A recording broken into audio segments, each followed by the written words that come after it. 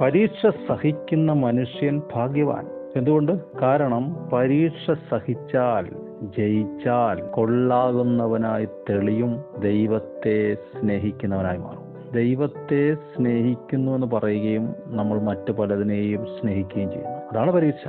അബ്രഹാമിന്റെ കേസിലും അത് തന്നെ. ദോഷത്താൽ പരീക്ഷിച്ചില്ല, വിശ്വാസത്തിന്റെ പരിശോധന നടത്തി. അബ്രഹാം പരീക്ഷയെ സഹിക്കുകയും ജയിക്കുകയും ദൈവത്തിന്റെ സ്നേഹിതൻ എന്ന് പേർ പ്രാപിക്കുകയും ചെയ്തു. നമ്മളെ ദൈവം ദോഷങ്ങളാൽ പരീക്ഷിക്കുന്നില്ല. ഓരോരുത്തൻ പരീക്ഷിക്കപ്പെടുന്നത് സ്വന്തം മോഹങ്ങളാൽ ആകർഷിച്ച് വശീകരിക്കപ്പെടുകയാലാകുന്നു.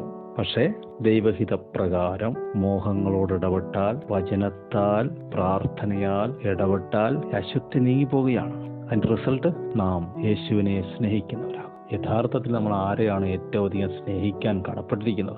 യേശുവിനല്ലാതെ ആരെയാണ് നമ്മൾ ഏറ്റവും സ്നേഹിക്കേണ്ടത്?